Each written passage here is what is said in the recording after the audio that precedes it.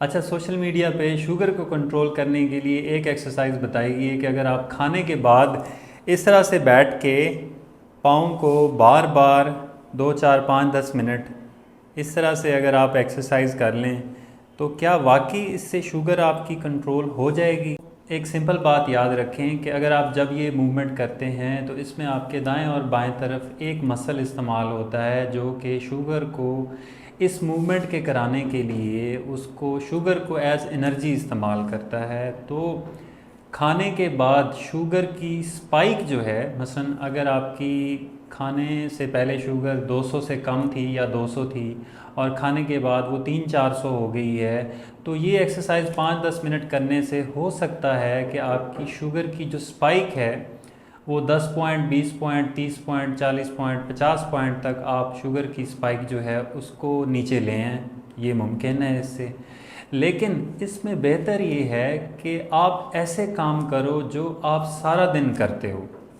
आप पेशेंट को या लोगों को ऐसी एक्टिविटी या ऐसी एक्सरसाइज बताने की बजाय जिसके लिए उनको अलहदा से कोई टाइम निकालना पड़े, आप ऐसी एक्टिविटी बताएं कि वो दिन भर के कामों के दौरान ही, अपनी एक्टिविटी के दौरान ही एक्सरसाइज उसमें शामिल कर लें। वो क्या हो सकता है? सबसे बेहतर ये है कि आप खाने के बाद वॉक कर लें। अगर आप बैठ के इस तरह से सिर्फ एक एक पाँव की मूवमेंट कर रहे हो, तो जब आप पूरी बॉडी की मूवमेंट करेंगे, जैसे वॉक में होता है, तो उसमें आपके टांगों के सारे मसल्स वो ग्लूकोज को एज एनर्जी इस्तेमाल करेंगे। आपके कमर के मसल, आपके जिस्म के हर एक मसल जो कि वॉक के दौरान एक्टिव होते हैं, वो सारे ग्लूकोज इस्तेमाल करेंगे।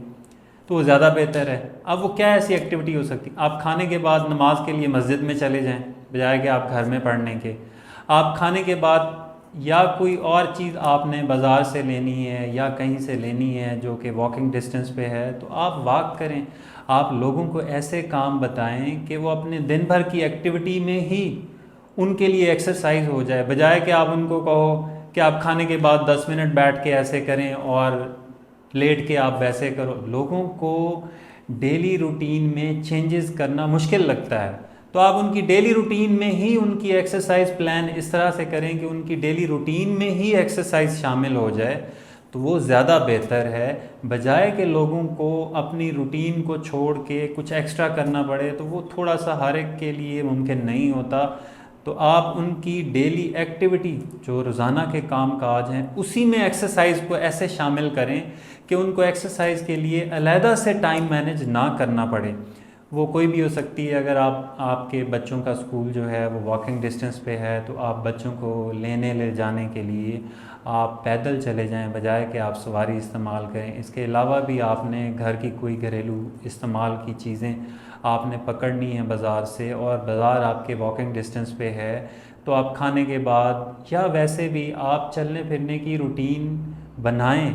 आप वॉक की रूटीन आदत डालें ताकि उससे आपको एक्स्ट्रा कुछ ना करना पड़े कि जी आप लेट के आप ये एक्सरसाइज करें। तो आप अपनी दिन भर की एक्टिविटी में ही एक्सरसाइज को शामिल करें ताकि आपको अलहदा से उसके लिए कोई टाइम अरेंजमेंट ना करना पड़े।